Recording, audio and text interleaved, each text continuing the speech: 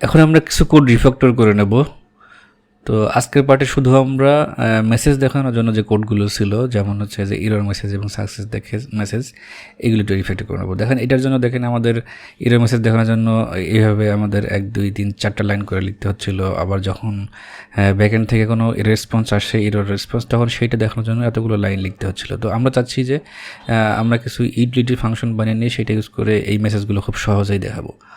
আর project বড় হলে অবশ্যই আমাদের ইউটিলস নামে ফোল্ডার থাকে, কিছু ইউটিলিটি ফাংশন আরও কিছু থাকে তার মধ্যে।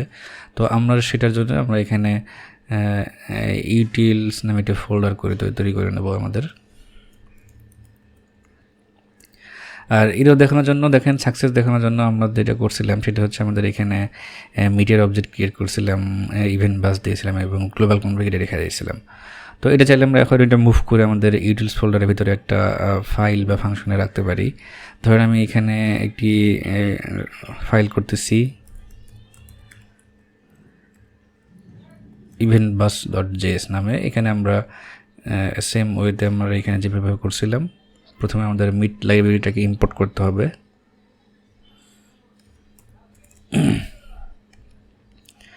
তারপরে যে ইভেন্ট বাসটা তৈরি করেছিলাম সেটা আমাদের এখানে ইভেন্ট বাসটা তৈরি করতে হবে এবং আমাদের যে গ্লোবাল কনফিগ করেছিলাম এটা চাইলে আমরা এখানে এইভাবে না রেখে আমরা এটা এখান থেকে এক্সপোর্ট করতে পারি।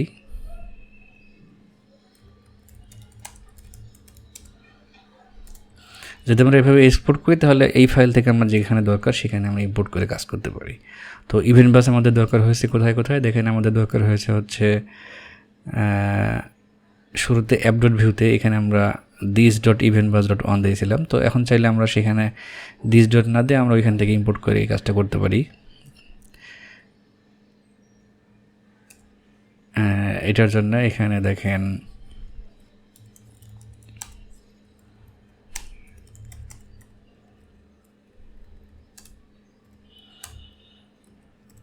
আর ফাইল নেম যদি ঠিক থাকে তাহলে এখানে সাজেশন আসবে। দেখেন ইভি লিখলে ইভেন্ট বাস চলে আসছে। তাহলে আমাদের এখানে this.eventbus না লিখে শুধু ইভেন্ট বাস লিখলে হবে, যেহেতু আমরা ইভেন্ট বাসটা ইম্পোর্ট করে নিলাম। ওকে, এটাকে আর কোথায় ইউজ করা হয়েছে? এটাকে আর ইউজ করা হয়েছে login.vue ফাইলে, যেটা আমাদের এখানে ওপেন করাই হয়েছে। দেখেন এখানে আমরা this.eventbus.emit এটা করেছিলাম। তো এটা এখন এভাবে না লিখে আমরা ইম্পোর্ট করব শুরুতে।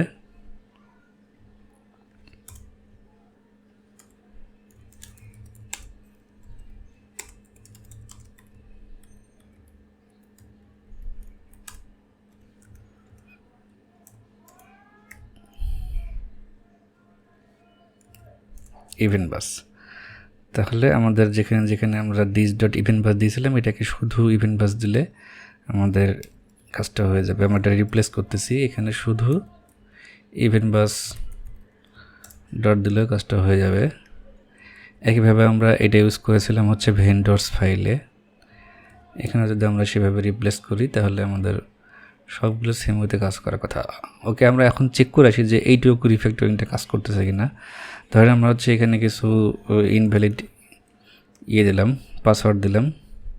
এখানে password must be 6 characters long, সেটা মেসেজ দেখাচ্ছে, তার মানে এটা আমাদের ঠিকমতো কাজ করছে এখন। ওকে, এখন হচ্ছে আমরা এইভাবে এখানে আলাদা ফাইলে নিলাম। কেন নিলাম হচ্ছে কারণ এটাকে আমরা এখন ইউটিলিটি ফাংশনের মাধ্যমে আমরা সেই ইভেন্টগুলো হ্যান্ডেল করব এবং এখানে মেসেজগুলো দেখাবো। তো এটা আমরা এখন কীভাবে করব সেটা দেখব। তো এটার জন্য দেখেন আমরা এখানে শুরুতে কী করছিলাম, হ্যান্ডেল ফর্ম সাবমিটে আমরা এভাবে আমরা মেসেজ দেখাচ্ছিলাম। তো এটা না করে আমরা এখন ইউটিলসের মধ্যে কিছু ফাংশন বানাবো, সেই ফাংশন ডাইরেক্টলি কল করে আমরা মেসেজ দেখাবো। ধরেন আমি এখানে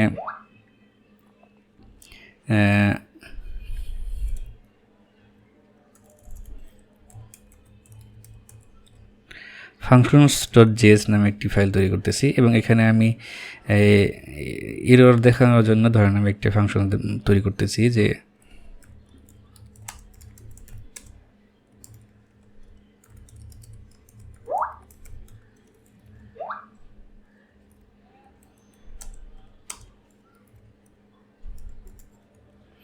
শো এরর মেসেজ, একটা ফাংশন তৈরি করতেছি। এই ফাংশনটা একটা প্যারামিটার নাই এখানে, ধরেন এটা আমি নাম দিচ্ছি হচ্ছে এরর। এখন শুরুতে আমরা ধরে নিই যে এখানে এরর হিসেবে একটা স্ট্রিং পাস করা হবে এবং সেটাকে আমরা মেসেজ দেখাবো, এরর মেসেজটা দেখাবো। তো এটা যেহেতু আমরা ইভেন্ট বাসটা আলাদা ফাইল করে রেখেছি এখানে, তাহলে আমরা এখানে এটা ইম্পোর্ট করতে পারি।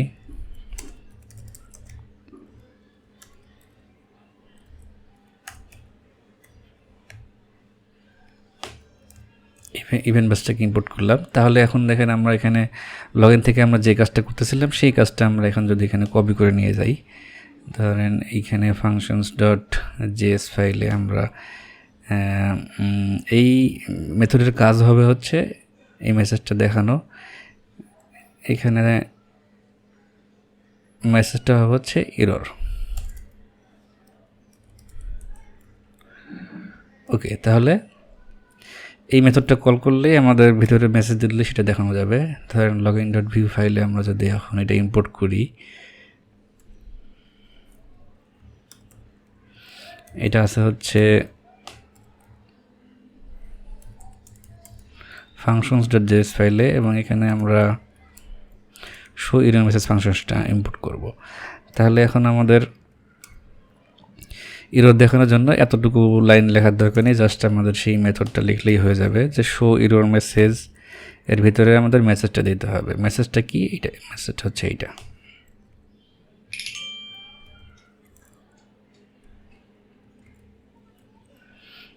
তাহলে দুটোই কাজ করার কথা। ধরেন হচ্ছে আমি এটা দেখি দুইবার মেসেজ দেখাই কিনা।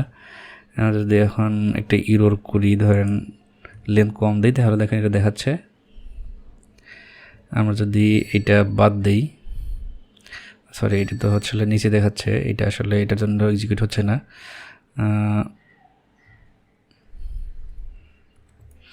এটা হচ্ছে যে লেন্থের এরর, এইখানে আমাদের চেক করতে হবে। তাহলে আমাদের এই মেসেজটা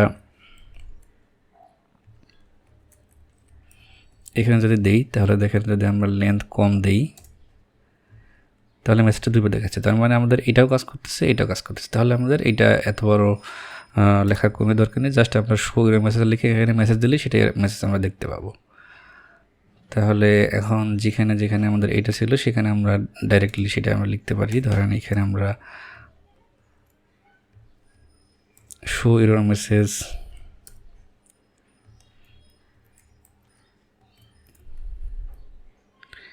user name cannot be empty,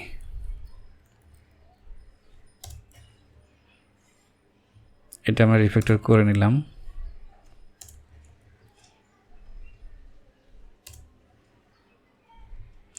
এটা কিন্তু সিম্পল রিফ্যাক্টর হলো, খুব বেশি একটা লাভ এখানে হলো না। এখন দেখেন এরর মেসেজ আর কোথায় দেখানো হয়েছে, যখন এপিআই থেকে রেসপন্স আসতেছে, ধরেন এইখানে যদি কোনো এরর হয় তখনও আমরা এরর মেসেজ দেখাই যায়। সেখানে কিন্তু আমরা কিছু লাইন কোড লিখতে হয়েছে এক্সট্রা।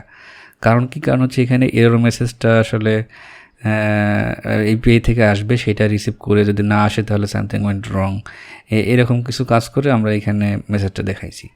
তাহলে কিন্তু আমরা যদি চাই যে ফাংশনের ভিতরেই আমরা এটা হ্যান্ডেল করবো, যদি সেখানে শুধু স্ট্রিং দেওয়া হয় এইভাবে, তাহলে স্ট্রিং মেসেজটাই দেখাবে। আর আমরা চাইলে এখানে এপিআই থেকে যে এরর অবজেক্ট আসে সেই অবজেক্টটাই পাস করে দেবো, যদি সেই অবজেক্টের মেসেজ প্রপার্টি থাকে তাহলে সেটা দেখাবে। এটা কিন্তু আমরা সেই ইউটিলিটি ফাংশনের মধ্যে হ্যান্ডেল করতে পারি। তো এটার জন্য আমরা এখানে ধরেন শুরুতে আমরা সেম টাইপের কাজ করে নিচ্ছি যে let error message is equal to, যদি স্ট্রিং দেয় তাহলে সেটাই হবে, ধরেন এরর। আর যদি কিছু না দেয় তাহলে হবে হচ্ছে সামথিং ওয়েন্ট রং। এটা তো গেল। এখন চাচ্ছি যে আমরা যদি এইখানে এররটা আসলে এরর স্ট্রিং আকারে না দিয়ে একটা এরর অবজেক্ট দিল এপিআই থেকে যে এররটা আসছে, তাহলে সেখান থেকে যে মেসেজটা পাওয়া যায় সেটা আমরা দেখাবো। তো এপিআই থেকে যে রেসপন্সটা আসে সেটা যদি এরর অবজেক্ট দেয়, সেই অবজেক্টের আসলে রেসপন্স নামে একটি প্রপার্টি থাকে, তাহলে আমরা এটা চেক করতেই পারি যে ইফ এরর ডট রেসপন্স যদি থাকে তাহলে এরর মেসেজ হবে হচ্ছে error dot response dot data dot message।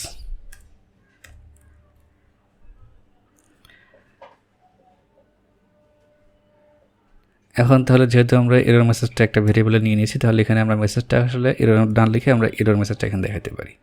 তাহলে ব্যাপারটা কী হলো, যদি কেউ এখানে স্ট্রিং পাস করে শো এরর মেসেজের ভিতরে, তাহলে এখানে সেই ভ্যালুটা পাবে এবং সেই এরর মেসেজটাই এখানে দেখাবে। আর যদি কেউ এপিআই থেকে যে এররটা আসে রেসপন্স, সেই এররটা যদি এখানে পাস করে, তাহলে সেই এররের যে রেসপন্স আসছে এপিআই রেসপন্স, তার ভেতরে যে মেসেজ নামে প্রপার্টি আছে, সেই প্রপার্টির ভ্যালুটা এখানে দেখাবে। চলো আমরা চেক করে আসি। শুরুতে আমরা তো যে স্ট্রিংটা দিয়েছিলাম সেটা কাজ করে কিনা চেক করি। ধরেন আমরা এখানে ভ্যালুয়েশন দিলে এটা কাজ করতেছে। এখন যদি আমরা এপিআই থেকে যে এরর আসে সেই এররটা কাজ করে কিনা সেটা চেক করব। এটার জন্য দেখেন আমরা যদি এখানে লিখি যে এত বড় কোড না লিখে জাস্ট আমাদের লিখতে হবে যে শো এরর মেসেজ, আমাদের যে এরর অবজেক্টটা আছে সেই অবজেক্টটাই পাঠিয়ে দেবো এবং সেই ইউটিলিটি ফাংশনের ভিতর সেই অবজেক্টের ভিতরে কী আছে না আছে, কোন মেসেজ দেখাতে হবে সেটা দেখাবে। তাহলে যদি আমরা এটা এখানে এপিআই ধরেন আমরা কোনো ভুল ক্রিডেনশিয়াল দিলাম, তাহলে এটা এপিআই থেকে রেসপন্স আসবে। সেই এররটা দেখেন এখানে ইনভ্যালিড লগইন ক্রিডেনশিয়াল দেখাচ্ছে। আমরা যদি এইটুকু তুলে দেই তাহলে সেম টাইপের মেসেজ দুইবার আসার কথা, দেখেন দুইবার আসছে। তার মানে আমাদের এই সিঙ্গেল এক লাইন যে কাজটা করতেছে আসলে আমাদের আগের এই লাইনগুলো একই কাজ করতো, তাহলে আমাদের এইগুলো দরকার হচ্ছে না। তাহলে লগইনের ক্ষেত্রে আমাদের এইটা দরকার হচ্ছে না, জাস্ট আমরা ইউটিলিটি ফাংশন ইউজ করে এইভাবে আমরা মেসেজ দেখাতে পারতেছি। তো একইভাবে আমরা কিন্তু চাইলে সাকসেস মেসেজটাও আমরা দেখাতে পারি। ধরেন এটার জন্য আমরা শো সাকসেস মেসেজ একটা ইউটিলিটি ফাংশন বানিয়ে নিতে পারি।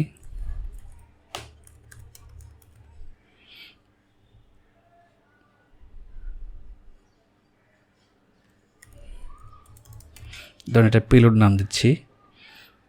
সাকসেস মেসেজের ক্ষেত্রে ধরেন যদি কেউ স্ট্রিং দেয় তাহলে সেটা হবে, আর যদি কোনো ভ্যালু না থাকে তাহলে এটা ডিফল্ট ভ্যালু সাকসেস হবে। আর যদি একইভাবে যদি আমরা এপিআই থেকে কোনো রেসপন্স আসে আর এপিআই থেকে যদি সাকসেস রেসপন্স আসে, তাহলে কিন্তু এই রেসপন্স ডট ডাটা ডাইরেক্টলি পাওয়া যায়। এরর হলে error dot response dot data পাওয়া যায়। তাহলে আমাদের এইখানে ফাংশনের ভিতরে যদি আমরা এখানে পেলোড পাস করি, তাহলে আমরা এখানে চেক করব যে if payload dot data, payload dot data যদি থাকে তাহলে আমাদের সাকসেস মেসেজ হবে হচ্ছে এটার নাম দিচ্ছি সাকসেস মেসেজ।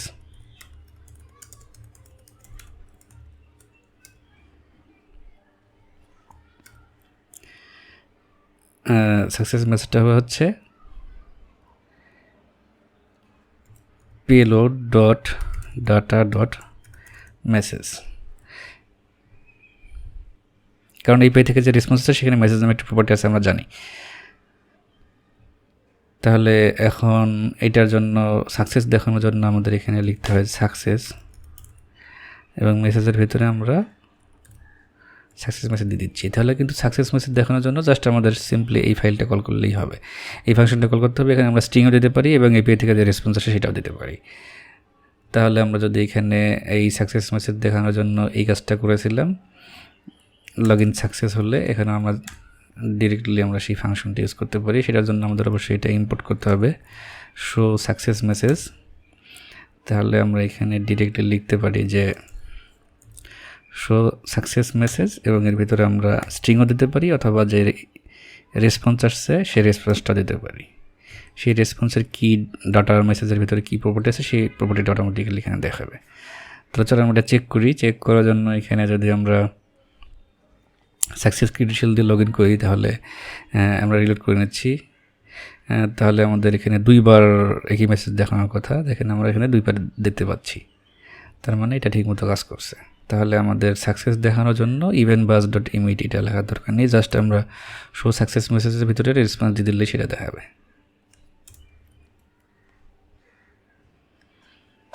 তাহলে কিন্তু আমাদের অনেকটাই কোড রিফ্যাক্টর হয়েছে। তো যদিও পুরোপুরি হয়নি, আমরা আরও রিফ্যাক্টর করব। আজকের পার্টে আমরা মেসেজটা রিফ্যাক্টর করতেছি। এখন সেম কাজটা আমরা ভেন্ডর ফাইলেও করে ফেলি। এখানে দেখেন আমাদের লগ ইনে যেভাবে আমরা ইম্পোর্ট করেছিলাম সেভাবে ইম্পোর্ট করতে হবে। এবং এটা যেহেতু একটু নেস্টেড আকারে আছে, এখানে আর একটা ডট ডট স্ল্যাশ দিতে হবে। এইখানে আমাদের এগুলো আছে, তাহলে আমাদের এই যে এরর মেসেজ দেখানোর জন্য এখানে আমাদের জাস্ট লিখতে হবে হচ্ছে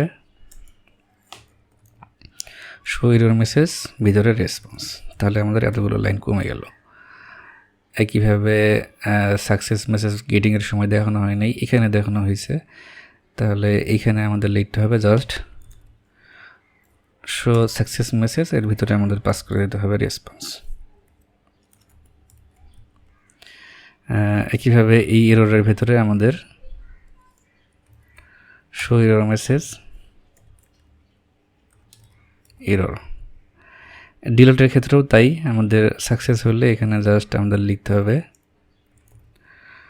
শো সাকসেস মেসেজ ভিতরে রেসপন্স, এবং এররের ক্ষেত্রে আমাদের লিখতে হবে জাস্ট শো এরর মেসেজ ভিতরে response.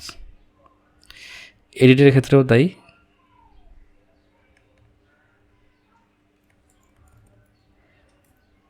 Show success message response, এররের ক্ষেত্রে শো এরর মেসেজ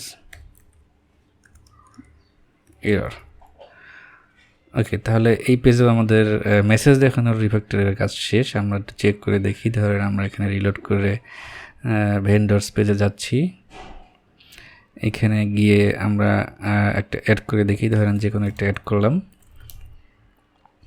অ্যাডের সাকসেস মেসেজ দেখাচ্ছে। এডিট করতে গেলে এডিট সাকসেস মেসেজ দেখাচ্ছে, ডিলিট করতে গেলে ডিলিটের সাকসেস মেসেজ দেখাচ্ছে। আমরা ধরেন অ্যাড করতে গিয়ে কিছু না দিয়ে যদি অ্যাড করি, তাহলে দেখেন এখানে vendors name must be this 2 characters long, এই এররগুলো দেখাচ্ছে। তার মানে আমাদের রিফ্যাক্টরের কাজ ঠিকমতো কাজ করছে। তো মেসেজ দেখানোর রিফ্যাক্টরের কাজ শেষ, আর নেক্সট পার্টে আমরা আরও কিছু রিফ্যাক্টর করবো এই এপিআই কলিংয়ের কাজগুলোতে। ধন্যবাদ সবাইকে।